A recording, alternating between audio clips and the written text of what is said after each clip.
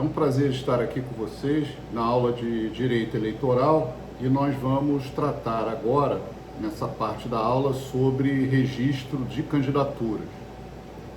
É muito importante salientar que para uma pessoa ser candidato, ela precisa ter condições de elegibilidade. O que significa isso? Preencher determinados requisitos que a Constituição Federal e as normas infraconstitucionais, como, por exemplo, a Lei 9.504, que é a Lei das Eleições, o Código Eleitoral, que é a Lei 4737, e a Lei dos Partidos Políticos, disciplinam, né? E também preencher os requisitos que estão nas resoluções do Tribunal Superior Eleitoral, que servem como normas para o Brasil inteiro, né? Tem força de lei para o país inteiro. Então, a pessoa que pretende se candidatar, ela tem que preencher essas condições de elegibilidade. Na Constituição Federal, nós temos o artigo 14, parágrafo 3º, que trata das condições de elegibilidade. Por exemplo, a nacionalidade brasileira, né? Então, para ser candidato, a pessoa tem que ser ou brasileiro nato ou brasileiro naturalizado. Para ser candidato a presidente e vice-presidente da República, a Constituição fala que somente são mandatos privativos de brasileiros natos. Então, a Justiça Eleitoral verificará se aquelas pessoas que pretendem ser candidatos a presidente da República são realmente brasileiros natos.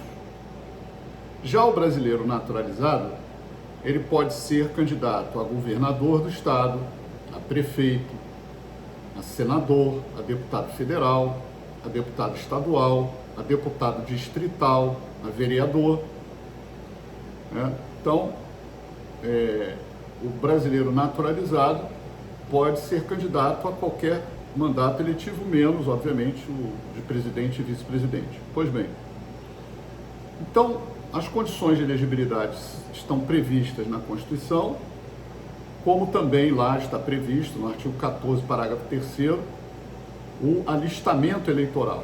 O alistamento eleitoral, obviamente, é um pré-requisito. A pessoa não pode ser candidato sem estar registrado na Justiça Eleitoral com o seu título, né? No caso, o alistamento eleitoral tem relação com o título eleitoral, né? Com seu número de inscrição. Então, é mais ou menos óbvio isso, né? Para ser candidato, a pessoa precisa, primeiramente, ser eleitor, certo?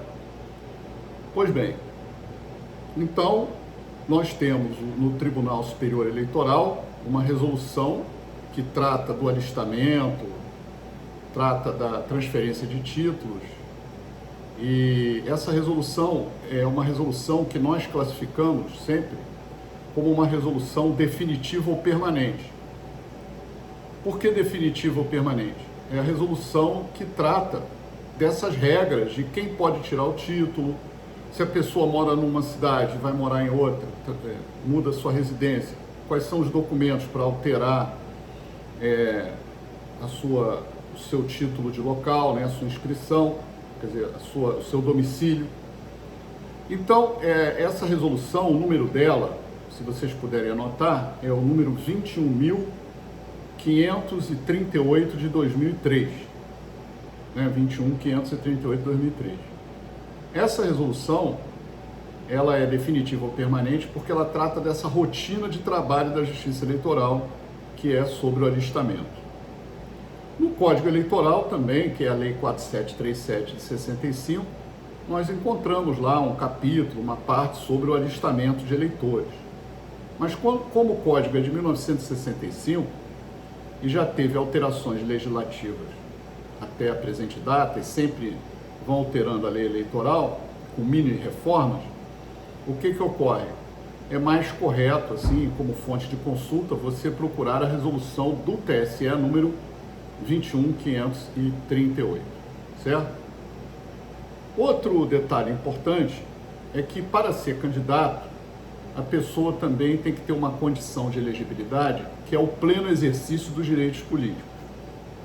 Bem, essa é uma expressão muito ampla e é necessário limitá-la no seu alcance, né? Fazer uma interpretação assim mais específica do que significa pleno exercício dos direitos políticos.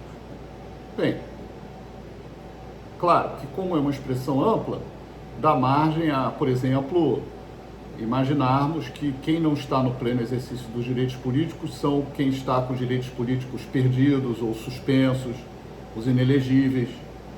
Mas eu gostaria aqui de focalizar no seguinte aspecto. A Constituição, no artigo 14, parágrafo 3º, inciso 2, fala do pleno exercício dos direitos políticos. E ali eu peço agora que você faça uma remissão ao artigo 11, parágrafo 7º da Lei 9.504 de 1997. Por quê? Lá no parágrafo 7º do artigo 11 da Lei das Eleições, que é essa Lei 9.504 de 97, vocês vão encontrar que para ser candidato a pessoa não pode estar devendo multas eleitorais. Ora, se eu não fui votar, eu posso justificar o voto, né? Eu estava doente, agora, nesse ano de 2020, acredito que se não houver um adiamento das eleições, uma alteração nesse sentido, nós teremos um índice de abstenção muito grande nas eleições. Muitas pessoas simplesmente não irão votar, né? Não irão votar com medo da doença, do Covid-19, enfim. Então haverá uma abstenção muito grande. E, obviamente, a representação democrática ficará prejudicada com esse índice de abstenção. Até porque haverão filas, né, nas sessões eleitorais, isso pode gerar contaminações. Nós teremos na urna eletrônica, em várias cidades, já a biometria, que significa que a pessoa tem que colocar o dedo na urna, né? E não vai ter álcool gel, não vai ter sabão ali, quer dizer, os mesários trabalhando naquela situação. É algo realmente para uma reflexão que não pode demorar muito tempo, né? Não pode demorar muito tempo em razão da urgência do momento que nós estamos passando. Então, eu já defendi num vídeo anterior, que não faz parte dessa aula, que seria necessário o adiamento das eleições, né? E talvez o fatiamento do dia. Quer dizer, ao invés de ser no dia 4 de outubro de 2020, pudéssemos fazer horários dentro desse dia, né? Ou estender o período de votação dentro desse dia, ou fracioná-lo em 2 ou 3 dias, né?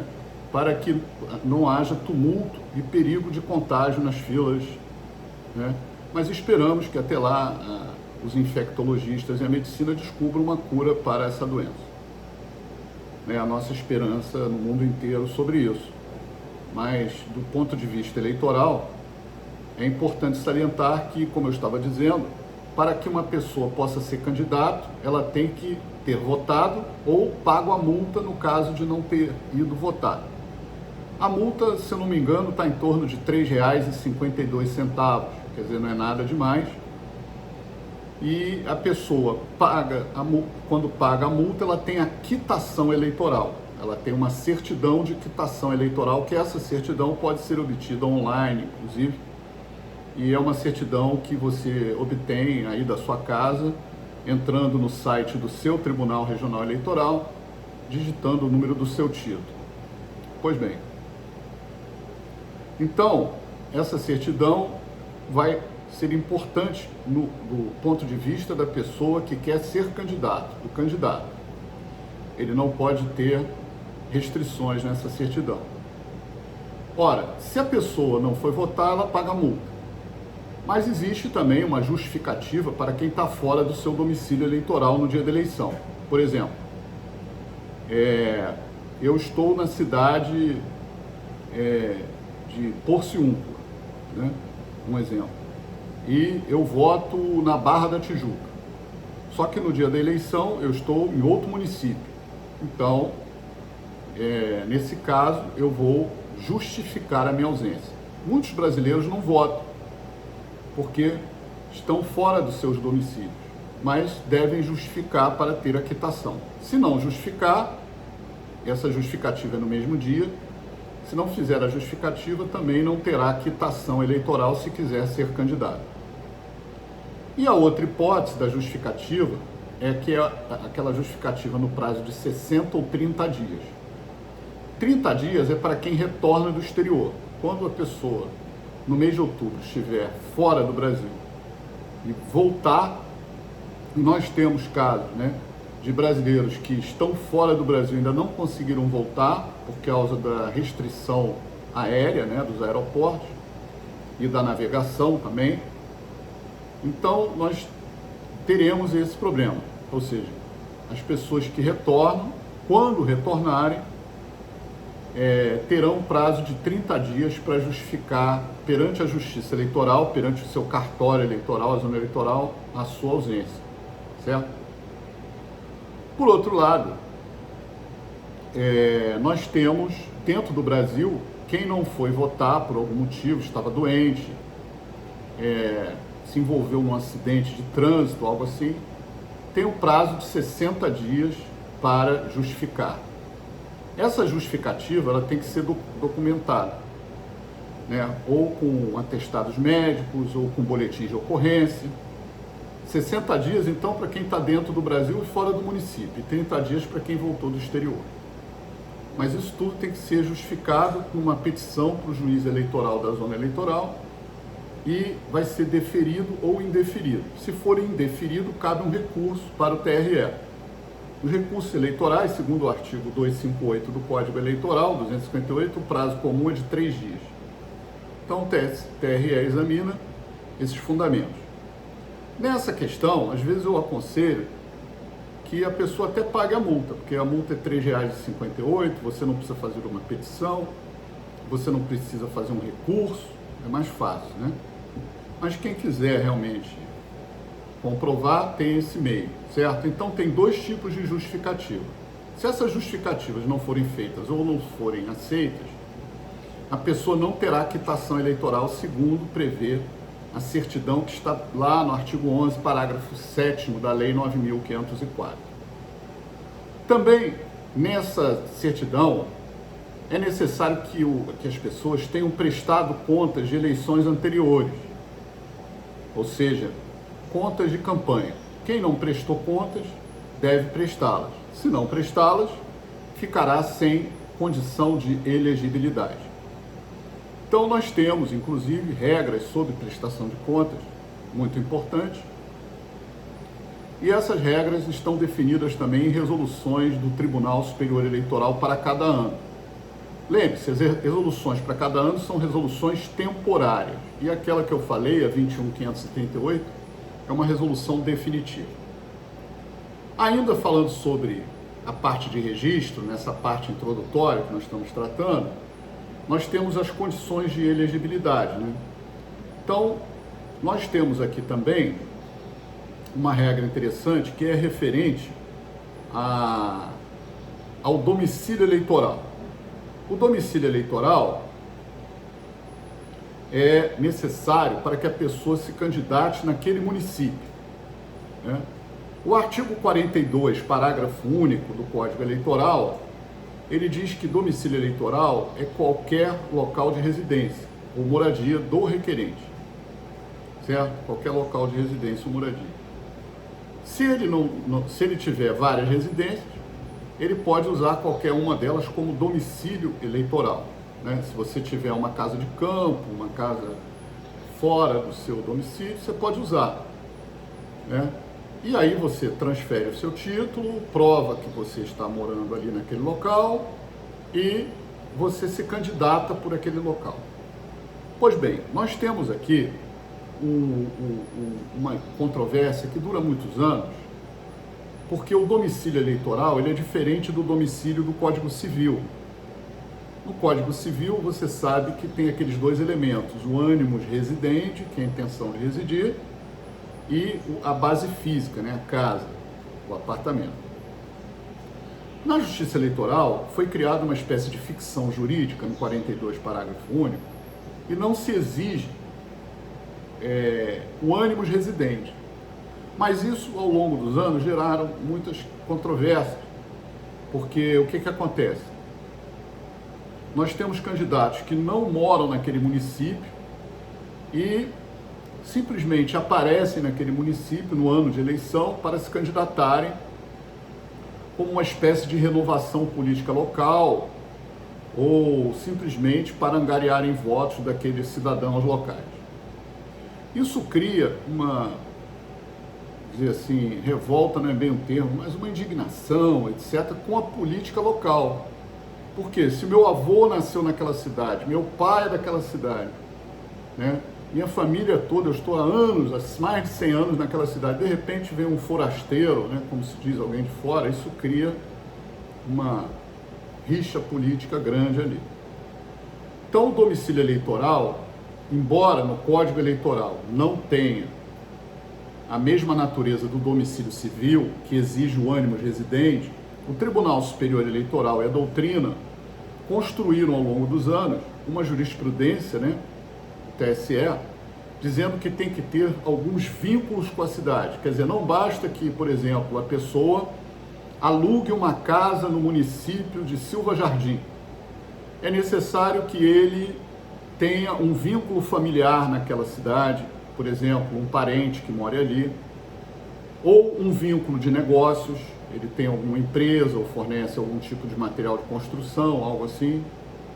Um vínculo social, esse vínculo é mais aberto, porque eles têm um trabalho com a comunidade local, uma creche, um asilo, com a população de rua, enfim.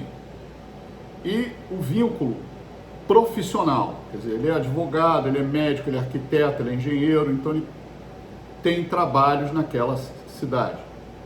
Aí sim há uma espécie de vínculo, e aí, juntando com a residência, né, que é o elemento objetivo é a residência, o elemento subjetivo é o ânimos residente, né? O objetivo é a residência, o subjetivo é o ânimos. Então, é necessário ter o elemento objetivo. Juntando esses dois requisitos, quer dizer, o vínculo com o elemento objetivo, não há problema, a candidatura preencherá as condições de elegibilidade. Mas, se não for assim, a candidatura será indeferida. A candidatura pode ser indeferida ex officio pela Justiça Eleitoral ou por provocação de determinados legitimados. Um dos legitimados é o Ministério Público. Na eleição municipal é o promotor eleitoral. Na eleição estadual e federal é o procurador regional eleitoral, membro do Ministério Público Federal. E nas eleições presidenciais é o Procurador-Geral da República, que é o Procurador-Geral Eleitoral. O Ministério Público, portanto, ele tem um compartilhamento, uma sinergia, uma divisão de atribuições entre o MP federal e o MP estadual. Nas eleições municipais, a legitimidade fica mais com o Ministério Público estadual, com o promotor eleitoral daquela cidade. Se for uma comarca de juízo único, é o promotor daquele juízo mesmo. Caso contrário, é um promotor que trabalha junto com o juiz, que é designado pelo TRE para o registro da candidatura. Então, nós temos, nos anos de eleição, resoluções eleitorais expedidas pelos respectivos TREs, Tribunais Regionais Eleitorais, que tratam especificamente dessa competência dos magistrados eleitorais e dos promotores eleitorais para esse trabalho relacionado ao registro de candidaturas e à impugnação. Essa ação de impugnação se chama ação de impugnação ao requerimento de registro de candidatura. Ação de impugnação ao requerimento de registro de candidatura. O apelido é AIRC, A-I-R-R-C, A-I-R-R-C. Tá? Nós vamos falar dela daqui a pouco, de algumas controvérsias. é uma ação muito importante que você precisa saber para o concurso público e para a atividade prática da advocacia eleitoral em geral, certo? Muito bem. Então, o domicílio eleitoral, se a pessoa não tiver, pode ser impugnado. Existem vários casos na jurisprudência de decisões que indeferiram candidaturas por falta da comprovação do domicílio eleitoral. Por outra, nós temos uma condição de elegibilidade que é a filiação partidária. Bem, antes de começar a falar da filiação, rapidamente, lembre-se que o domicílio eleitoral, o prazo mínimo é de 6 meses antes da eleição. Então, o dia 4 de abril, né, de 2020 é o último dia para a pessoa alugar uma casa, comprar uma casa, ter uma residência física, uma base física no município que ela quer concorrer como vereador ou prefeito. Porque as eleições se realizam no primeiro domingo de outubro, que é o dia 4 de outubro de 2020. Isso se não houver um adiamento do pleito eleitoral em razão da calamidade pública ou, quiçá, de um estado de emergência e, pior ainda, de um estado de sítio se acontecer. Pois bem, então, nós temos aqui, né, uma regra muito importante, né, e que se refere exatamente ao domicílio, e temos agora outra condição de elegibilidade, que é a filiação partidária. A filiação partidária, todo cidadão precisa estar filiado a um partido. Por quê? Porque a nossa lei eleitoral, no artigo 11, Lei 9.504, artigo 11. Artigo 11 da Lei 9.504.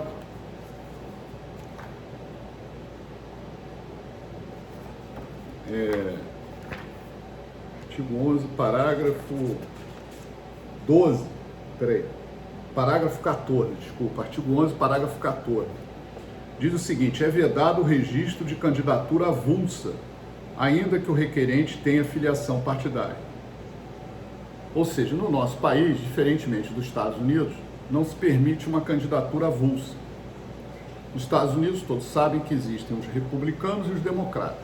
São os dois partidos tradicionais. Mas existem outros candidatos que não são dos republicanos nem democratas, que são candidatos avulsos, pouco conhecidos, né, na imprensa internacional, às vezes, que não divulga muito quem são esses candidatos.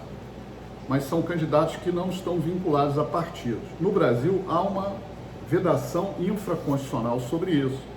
Mas nós temos uma ação no Supremo Tribunal Federal que poderá reexaminar se é constitucional ou não essa proibição do candidato avulso no nosso país. Por ora, enquanto essa questão não é alterada por ela já foi judicializada, mas não é alterada ainda, então de lege lata, né? Aqui a nossa lei expressa proíbe. Então, num concurso público, você sabe muito bem que se for uma prova de múltipla escolha, é evidente que a resposta certa é que é proibido o candidato avulso. Já se for uma prova dissertativa, você pode argumentar que existem dois posicionamentos, que o candidato avulso deveria ser liberado, porque, na verdade, você vai ampliar o acesso ao regime, ao sufrágio universal, à soberania popular, quer dizer, poder-se-ia utilizar alguns princípios da Constituição, obviamente, para fundamentar a validade da candidatura avulsa. Por outro lado, eu queria chamar a atenção que nós temos uma lei sobre partidos políticos, e essa lei é a Lei 90/96, tá? 90/96.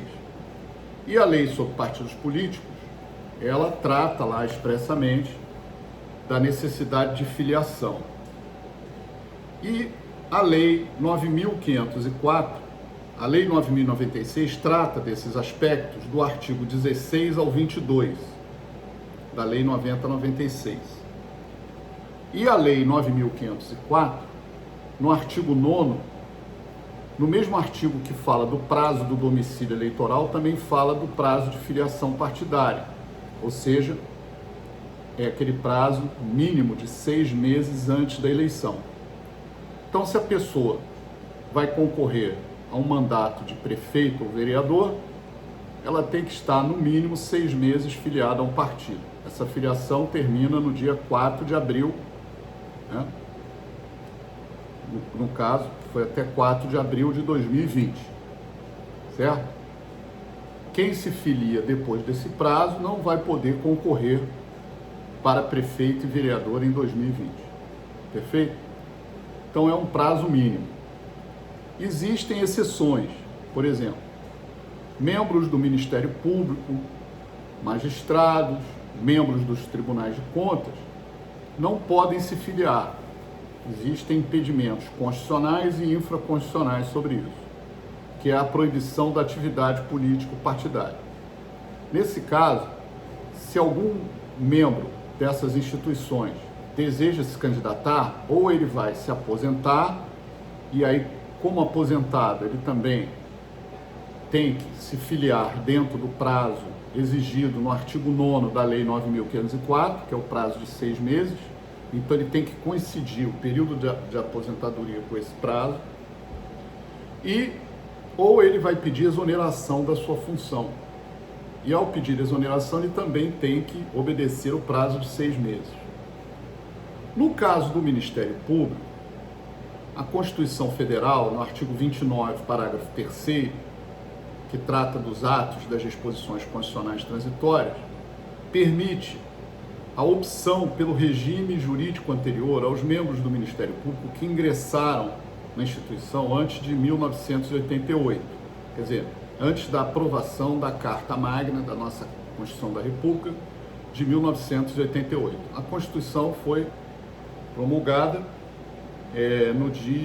foi em outubro de 1988. Então, outubro de 1988. Se a pessoa passou no concurso em setembro, agosto, fevereiro, março, como membro do Ministério Público, ela pode exercer perante o Procurador-Geral de Justiça a opção pelo regime jurídico anterior, no caso, os membros do MP estadual. E aí, nesse caso, feita essa petição e isso anotado no prontuário funcional do membro, ele pode se filiar a partido político sem problema, normalmente. Caso contrário, ele tem que pedir exoneração ou aposentadoria. Então, nós temos alguns exemplos de membros do Ministério Público que fizeram essa opção. No caso dos membros do MP estadual, não há prazo para opção, mas nos casos de membros do MP federal, o prazo terminou após 2 anos da Lei 73 de 95, Lei Complementar 75 de 93, perdão, que é a Lei Complementar do Ministério Público da União. Então, nós temos aqui, só para verificação de vocês, nós temos a Lei Complementar 75, de 20 de maio de 1993,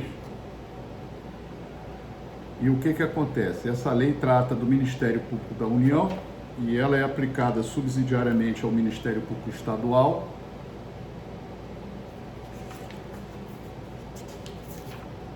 E aqui nós temos que, nessa lei, o artigo 281, que fala que os membros do MP da União, nomeados antes de 5 de outubro, né, que foi o período da promulgação da Constituição Federal de 1988, poderão optar entre o novo regime jurídico e o anterior à promulgação quanto às garantias, vantagens e vedações. Parágrafo único. A opção poderá ser exercida dentro de 2 anos contados da promulgação desta lei complementar, podendo a retratação ser feita no prazo de 10 anos. Então, para o Ministério Público da União, existe uma regra específica no parágrafo único do artigo 281 da Lei Complementar 75, ou seja, se a lei é de 75 de 1993, Lei Complementar 75 de 1993. Então eles tinham até 1995 para fazer essa opção. Se não fizeram, não podem mais, então tem que se aposentar ou pedir exoneração. Existe um período de retratação também de 10 anos.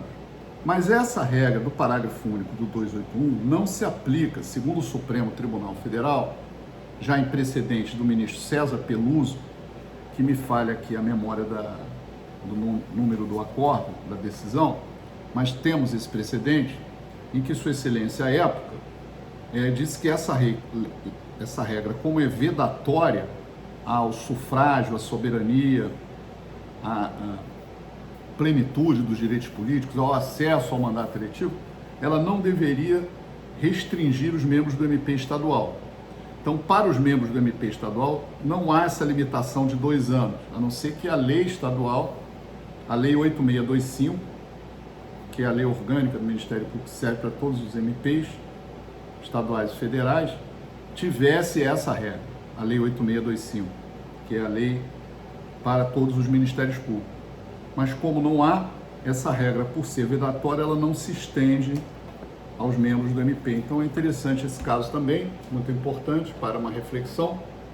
E filiação partidária, nós temos uma outra exceção, que são dos militares. Os militares da ativa, ou seja, aqueles que não estão na inatividade, que seriam os da reserva, né? Da reserva ou da reforma. Quem está na reserva ou na reforma está na inatividade. Quem não está na reserva e na reforma está na ativa. Os militares da ativa, eles não podem se filiar porque os estatutos militares proíbem o exercício de atividade política partidária por militares. Várias regras militares proíbem essa questão dentro dos quartéis. Então, esse militar, ele não vai se filiar, mas ele pode se candidatar. E como é feito isso? Aí a jurisprudência disse o seguinte, olha, como ele não pode se filiar, ele pode se candidatar se ele for escolhido na convenção do partido político. E a convenção, segundo o artigo 8º da Lei 9.504, ocorre do dia 20 de julho a 5 de agosto do ano das eleições. Artigo 8º da Lei 9.504. O que é uma convenção? Convenção é uma assembleia em que aquele partido se reúne, por exemplo, no município de Silva Jardim, e naquele município eles fazem uma convenção, o partido A escolhe os pré-candidatos a vereador, pré-candidatos a prefeito, né? Pré-candidato a prefeito, e naquele momento o militar se apresenta e diz, olha, eu quero ser pré-candidato, vocês me escolhem, etc., vou contribuir para o partido, para as eleições, etc., e aquele militar é escolhido, certo? Ele é escolhido, muito bem, e aquilo supre o prazo de filiação, porque ele não pode se filiar. Então essa é uma exceção para o militar da ativa. Ou seja, repito, o militar da ativa é aquele que não está na reserva nem na reforma. Reserva é uma espécie de aposentadoria do civil, e a reforma é para aquele militar que sofreu um acidente de trabalho, por exemplo, uma lesão, né? Uma diminuição da sua capacidade sensorial, né? E então ele foi para reforma, foi reformado. Então o que acontece? Se ele está na inatividade e quer ser candidato, aí ele tem que se filiar normalmente no prazo de 6 meses como um cidadão comum, cidadão civil, né? Certo? Então nós temos essa questão da filiação, que é muito importante, que é uma condição de elegibilidade, como nós estamos vendo. É um requisito que pode ser verificado pela Justiça Eleitoral ex officio, pode haver um indeferimento ex officio ali, se não tiver dentro do prazo, se tiver alguma regra, como também essa questão pode ser alvo de uma IRC, de uma ação de impugnação, requerimento de registro de candidatura. A filiação partidária, ela é feita de acordo a regras da Lei 9.096 e regras também de resoluções do TSE. E também, por último, nós temos agora a questão sobre a idade mínima, né? Que vai dos 18 aos 35 anos. Aí se fala que a idade mínima é escalonada, é uma cidadania em graus, porque 18 anos você pode ser candidato a vereador e 35 anos a presidente. Só que todas as idades, exceto a de 18 anos, a pessoa tem que ter os 35 anos, os 30 anos, os 21 anos na data da posse, que é no ano seguinte à eleição. Para vereador, a pessoa tem que ter 18 anos até o último dia para o requerimento do registro de candidatura. Tá? Isso está lá no artigo 11, parágrafo 2º da Lei 9.504. E esse último dia é o dia, como nós vamos ver aqui, vamos fazer essa leitura. Lei 9.504, tá? Que é a Lei das Eleições. Vamos lá, 9.504.